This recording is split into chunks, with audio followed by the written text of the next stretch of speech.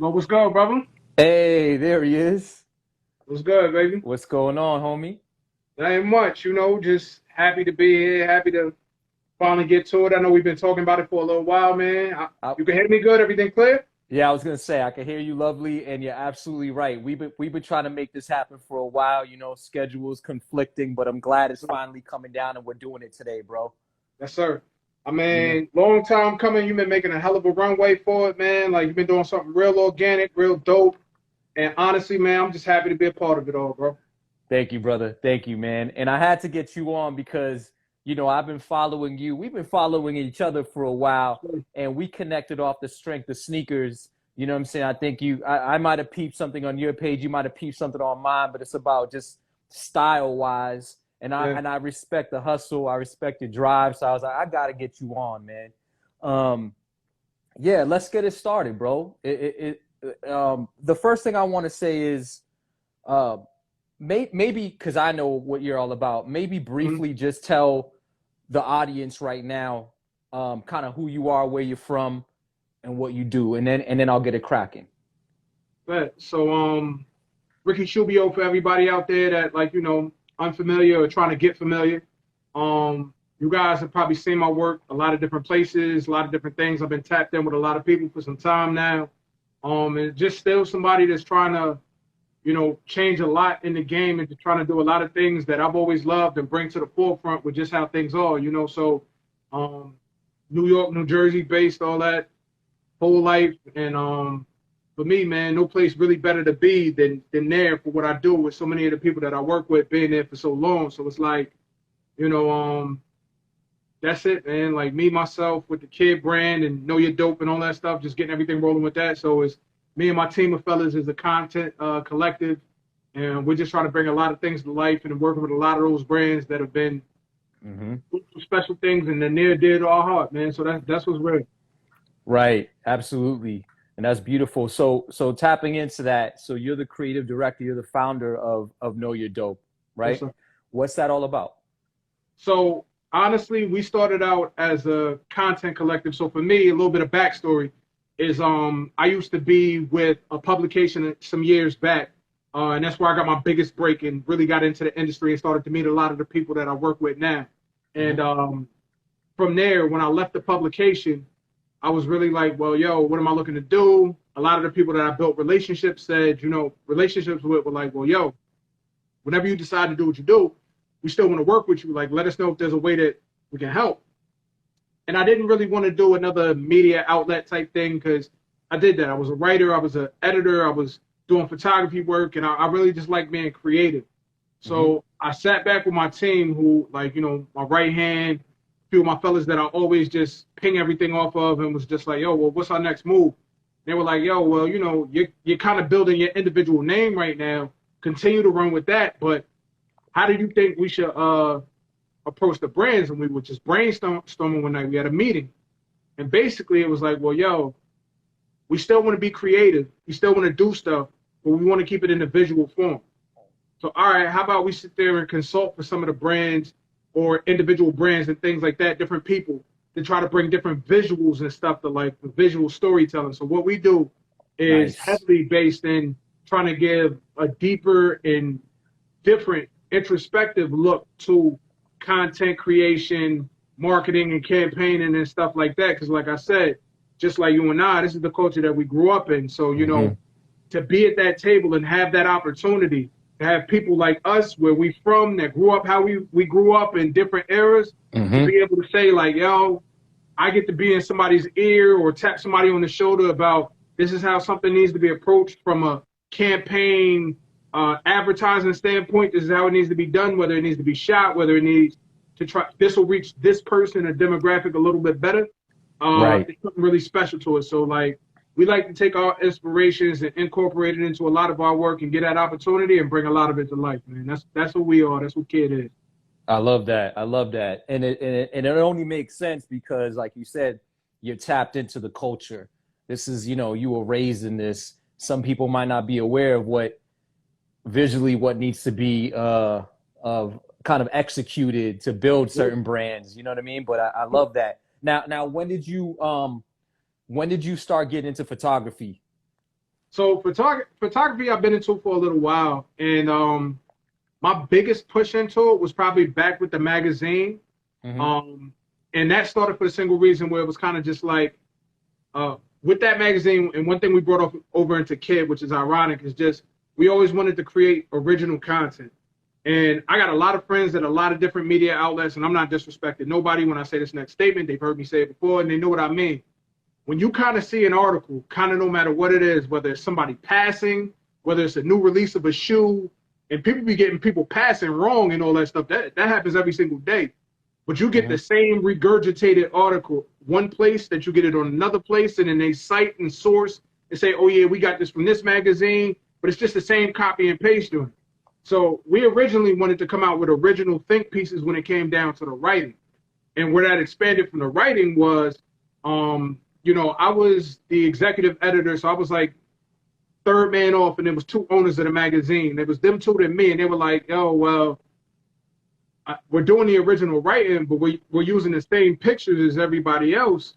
So like you see our article on the SEO or looking things up, you're not gonna click it because it looked like the same assets. So like, yo, let's shoot our own stuff." So it really, like me being in the field, so the lovely thing about New York is there's a lot of different events, a lot of different things going on, a lot of different things happening all the time, where there's just a lot of industry stuff. So you get a chance to see a lot of that firsthand, where it's kind of just like, yo, Mm. why wait for the pictures from Getty or somebody else that's shooting Yeah. from the PR agency? Get your own shots. Yo, that So we makes get our own sense. shots, put our own spin on it, and that's really what Yeah. pushed me into photography. So instead of me having to, and people that are here now that are out and do all this stuff, they'll understand this. Instead of having to get like an extra plus for an event when an event's already tight to bring in a photographer, I was like, you know what? Let me start focusing on shooting a lot more of this stuff myself. And then from there, it led into a lot of different stuff. Because you had me, I mean, I was shooting product shots. I was doing Comic-Con. I was doing New York Auto Show. I was doing Fashion Week. I was doing, and a lot of this stuff is still stuff I do now. Like I was doing some NBA stuff, all stuff that I shot for them, concerts that I'm shooting that I was Right. working with them. So it's like, yo, I can't just be average with this. I got to be nice. Right. So when I left, I mean, plus always posting my own kicks, it was like, all right, I know what I want to see. So I continued to build off of that and try to give a more creative spin, because I hate to say it this way. I've always said it. Like, I'm super tired, and I've been tired of it for years. And I know I'm getting long-winded, but this is what I'm passionate about. Um, I've been tired of it for years. I'm tired of the ankle shots when it comes to sneakers. Like, you either got the in-hand joint from the joint from here, or you got the ankle shot. And that's just pretty much like every time you see a sneaker. So I was always looking to throw a little twist to it. And that's how we started to do a lot of the product photography for a lot of the brands, because Right. making a little alteration, they're like, oh, well, he gets it. He sees it like how we see it, and he's seeing something we don't see. So that allowed us to take A it. 100%. And it is so true. When I don't know if I can name the company that you shoot for. Can I or no? Yeah, no, we can talk So about so everybody because so I shoot so for a couple okay, of okay. different people. Okay, Yep. okay, yeah, but particularly when I'm on like when I'm scrolling through Foot Action and I see your shots, they're definitely different than what most of the common like sneaker companies are posting. Like you said, Yeah, they're not that typical. They're not a typical sneaker shot. So yeah, they're definitely different. And I like your point about writing, right? When you said yeah, that there's gonna be a stock photo, and then all these companies are using that stock photo, and people might not click in and read the article. The articles might be different, but they might not click in yeah. because they're like, oh well, I already read this one, not knowing that it's actually different writing because the image is the same. I love that. Yeah, man. And one big thing, and just to shout them out, because I'm always showing love to everybody that I've met. I think the biggest thing about it, I got to give much kudos to my man Pete, Pete Very over at Footwear News. Pete Okay. has done some. Pete's like a pioneer in the game, been in the game for a long time, and has done some of the most original articles that you will see in the industry. Like it's always his thought, his perspective, and I love the fact that Footwear News does so much, but it's not escaping the fact that it's like, yo, we look at it this way. This is how we see it. This is our thing, and this is what we look at it from. So I always got to give Pete credit because he's out there killing it and giving original thought pieces with it and think pieces. So that's what's super dope. Salute to him for sure. Now, yo, outside of obviously shooting for brands, I see, you know, I can tell that you're passionate about photography. Is there something that you love to shoot outside of the brands? I mean, that's what's kind of funny. So, um, a lot of people will sit there and look and be like, yo, well, he's a sneaker photographer. And I'm like, anybody that says I'm just a sneaker photographer hasn't really studied a lot of my work like that. Um, I still love on model. Fashion Week is always dope. Mm-hmm. Concert photography is so I love going to concerts as a person. I love music as a person. My father was a musician. My mom's loved music. I grew up in a musical house. So like Oh, seeing live concerts and then seeing a live concert from the press pit. So you got everybody in the front row and then you in front of the front row whew. shooting from there. So it's like a different type of experience to be able to shoot from there. And anybody that's ever done it, or if anybody gets a moment to do it, it's something that I would definitely say everybody should do if you can. So concerts are up Yeah. there. I mean, since things are heating up in New York, we're talking about the middle of the summer. I know I got a hoodie on, the AC is on, and brick ahead, so that's why I got that on. But you know, Dykeman is shaking right now, and Dykeman's getting going. Shouts to my Dykeman fan. Shooting basketball games is always Yep. different because I grew up playing ball. So like to see it and Word. capture those moments and freeze that frame is always something crazy. Also grew up with an affinity for cars, so I love to shoot cars too. And just on a personal level, um, I love city photography. I love night photography. So like if we ask Dope. like different things, there's a couple of different layers. Yeah. So definitely, man. Yeah. Let me ask you this, man. Mhm. In the era that we're living in right now, where technology is so prominent, right? And you Yep. got cats who have these amazing smartphones that have excellent camera qualities. Nowadays, I feel like everybody thinks they're a photographer. Now, being that photography is your profession, that's how you get paid. How do you feel about these iPhone smartphone photographers? You know, people who think they're photographers. How do you feel about it? Yo, to keep it a buck, like it's anybody that's held both will know that there's a difference. And I don't mean it between a professional photographer and somebody like there's people on Instagram right now that have it. And they use their cameras for video, they use their camera for photography. I've shot with Moment lenses where Moment makes high class glass that you can put on your phone. So like it Mm, can step your phone camera up to professional photography scale.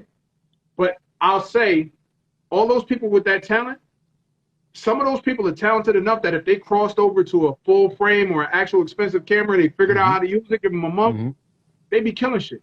There's no other way for me to say that. Like, so mm, I look at it like that. Like, if you're talking about blowing up a picture, looking at detail, sharpness, and stuff like that, I mean, anybody that's picked up the two, an iPhone would be great. Your Samsung, whatever, with 60 million right, megapixels would be great, right, right. but it's just not the same. And the funny part is, each one of those phones kind of do something special in their own realm. So like Samsung may be able to have more megapixels, but when you blow something up, the colors may be a little different. Right. Do something different. So like it's trust me, I've had to use both before. Like when I was with the magazine, we had a Google deal. They didn't really want us using cameras and all that stuff, so we had to use the phone while we had it. So I've Oh trust me, I've wow. done it. And I like that's why I know about those Moment lenses and things like that. So I was like, how can I get Right. the both worlds? There's some content on my page that was strictly shot on Pixel phones with Moment lenses, and some of the stuff you can't even tell the difference. Like Oh, there's movies that get it done, but at the same right. time, like there's not gonna be much that beats professional equipment. And the same thing goes for like music. Like it's like, yo, you know, Hmm. you can get amazing sound, almost industry quality sound in a home studio. But if I Right. put you in a $30,000, $40,000, $50,000 studio and put a $5,000 microphone in front of you, it's just gonna be different. Right. Like it's just gonna be different, and it's not a bad thing. It's not a bad thing. It's just different. And if you know what you're listening to, you know what you're looking at, you're gonna notice that difference. Then. Dude, I love that you made that comparison of being in the studio and things like that because on the low theory, the common theme is music. So I love how Right. you touched on that. Absolutely. Absolutely, absolutely. The home quality studios, you can put out some good stuff, right? Yeah. But there's just a thing, right? With working with a trained engineer, Yes, sir. things like that, mix and mastering properly, absolutely. But I want to stay on the topic of photography. Like, how do you feel switching gears a little bit, because the way you're talking, I see that you're kind of digital. But how do you feel about film? I respect that. So here's the thing about that. Film is the funniest thing to me right now because a lot of people aren't doing film in a traditional sense anyway. So they're shooting on film and then capturing a picture of the negative with a digital camera. So it's not 100% film. We're not talking super darkroom film for everybody, because even once it's right, you're still capturing it digitally. Because how are you editing it? Any way you put it, people are still going into Lightroom and Photoshop and all that stuff and doing their finalizing touches and all that stuff. So like a lot of people, I'd be hard pressed to really find somebody that's fully doing full film right now. And going in the dark room and doing the whole process. Right. And I'm talking about like blowing up negatives without crossing it into any sort of digital aspect. It's like I mean, I hate to say it, it's like I just said with music, they're reversed. If anybody was still recording in analog and still getting that sound, they would still master on a digital form anyway. Nobody's going to fully mix and master all analog. So, yo, I love the people that say they're doing it, but they're not doing it like people were traditionally doing it. So it's kind of weird. Like, but that's a good point. I think it's a beautiful art still, and I think film is kind of like vinyl, where you get a look that can't be replicated no matter what you do. Vinyl, you get a sound that no matter what you do, it's not going to sound like vinyl. It's that same type of thing. So that's what's crazy about that. So like, I got a lot of respect for a lot of the people that do it, that use like medium format cameras and all that stuff, the bigger, heavier cameras. I think it's real dope. I'd love to swing at it. But I also wonder, like, yo, is my patience there for it? Because so much has to go into it. You got to be more patient with film. You got to do certain things. Rolls of film can be bad. You can, and the thing that certain people don't know is like different rolls of film have different features. So just like people put filters on certain things, certain colors pop different on different rolls of film. I'm full digital, and this is all stuff that I know. So like, I'm really a student of my game. Like, that's real stuff. So like, certain brands of film just don't have certain colors and certain vibrance, and they'll fade out around the corners, but they'll be super sharp in the center. Like, there's different things and different nuances that come down to it that aren't even related to the camera. So right now, it's like, yo, that's my camera, that's my lens. Back then, you could be like, it's my lens, it's my camera, it's the film. Ha. That's crazy, man. Right. For sure. That's wild. Yo, let's it's good to know that. I wanted to ask that, and I'm glad that you know the differences between the two, but you have your preference. Yeah. Totally fine. You know what I'm saying? Switching gears, let's talk about kicks. Okay. Now, in your personal collection, how many sneakers do you have? At this point, I'm probably down to someplace in the 600s. I wasn't expecting that. The 600s. Yeah, man. At this point. Let me ask you, I don't know if you can reveal this, but when you shoot for these brands, do they let you keep the sample? So that's the perfect way to ask the question. So if it's a sample, it depends on what level the sample is. Because a lot of people won't know that. If it's a sample, some pairs they'll send out for me directly in my size, or they'll send a duplicate. Those normally end up in my stories. Some pairs are samples. Some pairs do have to go back to a distribution team. It can be a mixed bag. So like anybody that's looking to get in the game, just like, yo, I want to shoot sneakers and do this so I can get all the free kicks. Nobody gets all the free kicks. Nobody gets all the free kicks. Even if you worked at said brand, you're not gonna get all the free kicks. It doesn't work that way. So like, it's a mixed bag, man. Like certain samples where it's only a limited run of like, yo, these haven't even gone into full production yet, I gotta send that back without question. But certain stuff is like, yo, we're gonna get you these early. We're gonna get you this a duplicate in your size. We only have this size. If it's somebody on the kid team and you want to take care of them, there's a mixed bag of stuff like that. So now, being that your kit collection is about 600, living in the East Coast, you know, I'm from Boston originally, but I'm in AZ now. Yeah, I know how hard it is to keep that amount of sneakers in a spot where there's not a lot of closet space. Where you keeping yeah. all these sneakers at? So man, for me, a lot of stuff is in storage, bro. Like I'll Has to definitely be. go storage. I'll keep some main rotation stuff at the crib. But a lot of stuff is in storage. But the biggest thing is like, temperature control and all that stuff. That's the biggest thing because with sneakers, Right. Right. too moist of an area, you can sit there and talk about mildew. Too dry of an area, the sneaker will dry out and rot. So like Right. that's really where They could be dead stock, and then you pull them out a couple years later, and you're like, hold on, why is it already the sole's already right. cracked off? Right. And that's the thing, and that's why I'm glad that there's a recent post floating around right now talking about wear your kicks. Now, most of the time, it's just like wear your kicks because they're gonna fall apart anyway. But the Right. dude went into detail breaking it down, like how you wear the shoes. If you're wearing the shoes, it allows the soles to adapt and to be able to take more, like be more pliable and all that stuff. And when you Yes. do wear them, they'll last longer. So for everybody sitting on kicks and it's just like, yo, I got a 2005, 2000 pair of 90s. Good luck putting those on. Like, Right. good luck putting those on. Like, I went to the last Complex Con that actually happened. I had two pairs. I had a dead stock pair of Jordan 16, the cherry wood colorway. So that's one of my grails. I'm looking at it right now. I didn't bring it out, but it's the white, gray, and maroon pair. And that Jordan he's never gonna retro that colorway.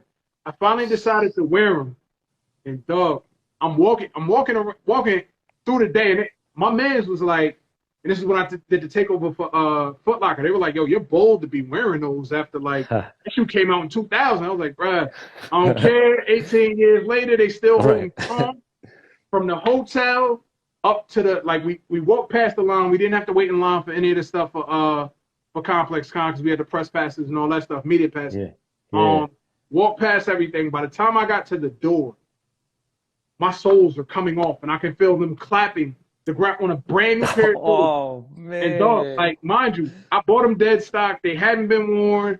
I couldn't I was waiting to wear them for the right time. I had them for like 2.5 years, Right. and it was just like, yo, they went, and I threw them in the trash right there. Like threw them in the trash, Oh, and that hurts me. I'm looking at the other pair right now, and I'm just like, I already know as soon as I put them on, they're gonna go. And the funny part is, Jordan 16s has such a weird sole. It's like not an air unit in it or anything like that. It's like stacked on top of foam, and that made it, and he kind of made it look like an air unit, even though it wasn't. So Right. like that's a shoe that you can't even really get like a donor sole to put on that shoe and Good make it point. work. So like they're not retroing it, so it doesn't work. It's cooked.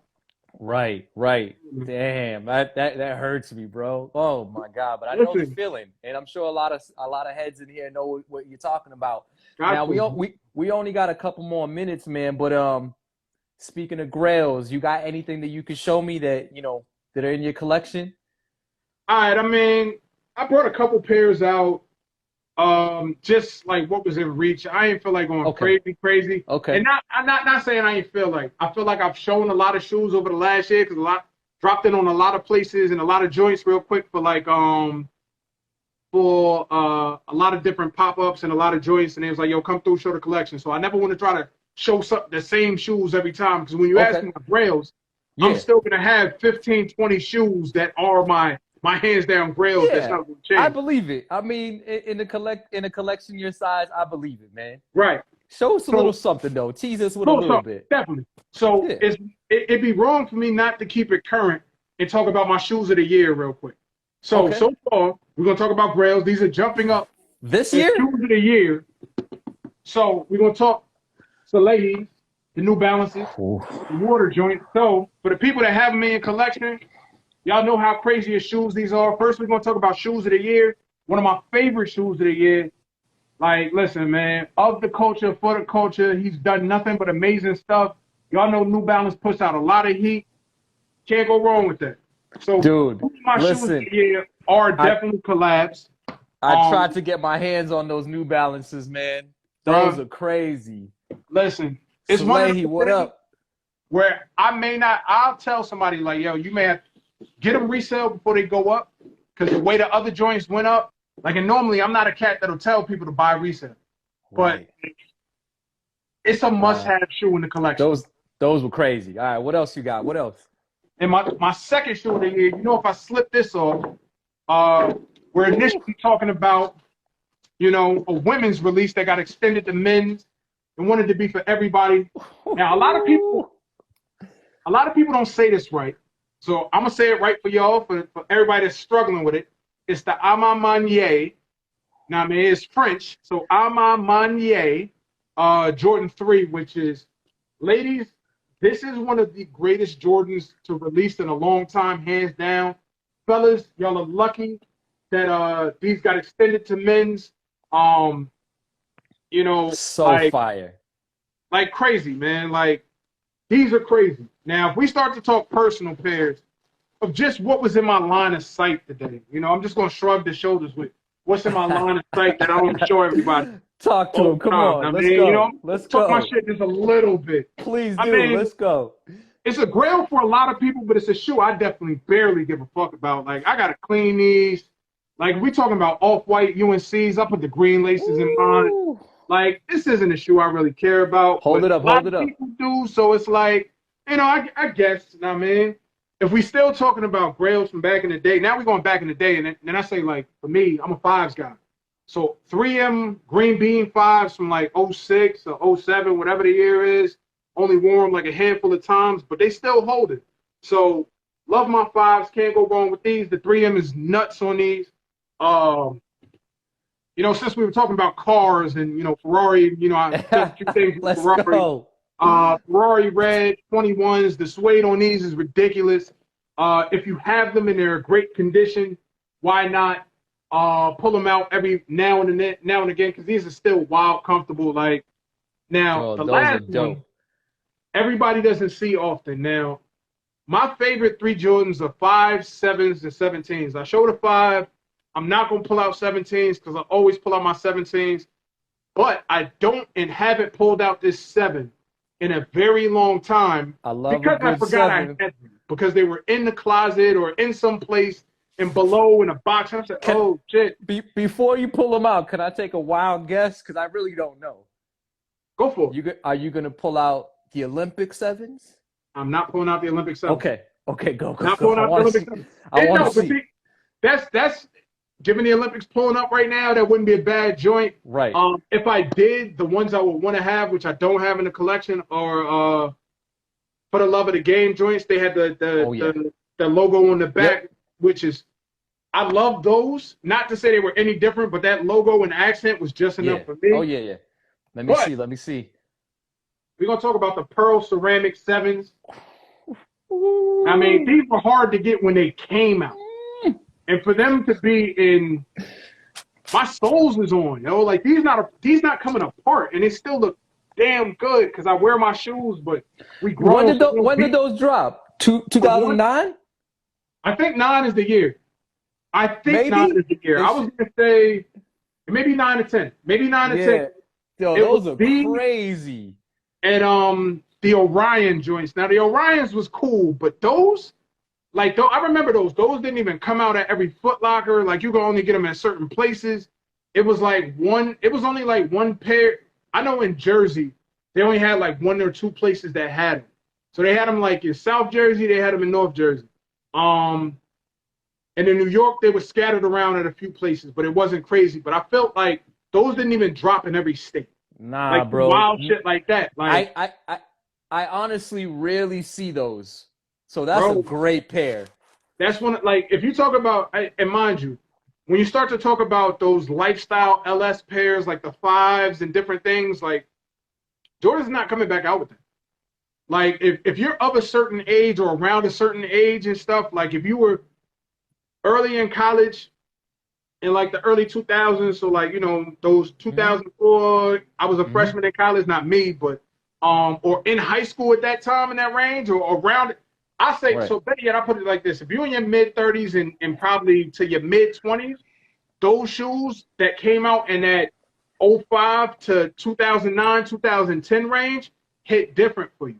But the funny part is I was actually talking to somebody earlier or yesterday, And bro, I mean, I know we on time, but Yeah. yo, a lot of stuff tapered off, especially with Jordan Brand, because the same people in '05 to 2010, you'll hear cats like, yo, I always rocked ones. I always rocked Right. Jordan. Who you lying to?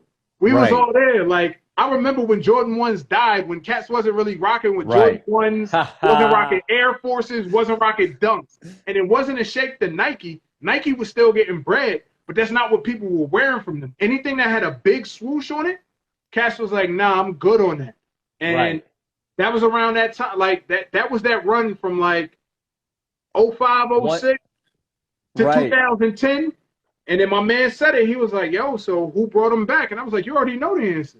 We ain't going to admit it. A lot of people don't want to say Ye was responsible for that spark, but he was Mm. responsible for that spark. Like, yo, it was Ye. And then if you want to talk about, like, in my last statement, because I always look up to cats a little bit older than me in the sneaker game. So Clark, Mayer, Perfect Pair, a bunch of them cats, all that stuff, Yeah. but a dude that's a little bit older than me that I hear a lot of people still talking about I'll get him and his name not mentioned often enough, and the younger cats are starting to disrespect. Y'all Who? better stop going that Wale crazy, bro. Like Wale, Oh. come on, that's not the guy you want to talk to when it comes to the Wale. sneakers. Wale was doing that 100. sneaker shit before it was fashionable. Right. Somebody tag Wale right now. Listen, Listen, we're over time, but I want to keep going. This sneaker talk is amazing, man. listen, bro. If You're you want, bringing me. I'm with it, bro. It's whatever you want to do. Yeah, yo, I can chop this up later. I can do the editing thing because, like, it's nostalgia for me. When you brought up Yeah, the sevens, right? It made me think back when around those years that you mentioned, right? Here's how I used to go and get kicks. Okay, I knew when the release was coming. I'd pull up in the mall, right?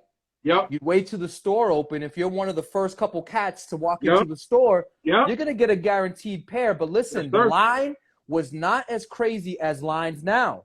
There'd Nah, maybe be 12 people there, if yeah. that. And guess what? The next day, they'd still have pairs left over. Listen, if we It talking was about different. it was different. Let's not talk about when shoes dropped on Tuesdays. Like, Exactly. if we talking about like when I was a young kid, I shoes coming dog. out on Tuesdays, and the Come reason on, why for a man. lot of the cats that don't know, I mean, cats was cutting school to go get sneakers in the morning, so that's why they had to move sneakers Right. on the weekends. Like people Right. don't understand why that was crazy, but And it was yo, and yo, different. and I'm pardon me, I don't want to Now cut you you got it, you off got it. because you're the man right now. But and another thing is when you walked in there, they weren't limiting you on one pair. You could be like, yo, let me get 2 of those.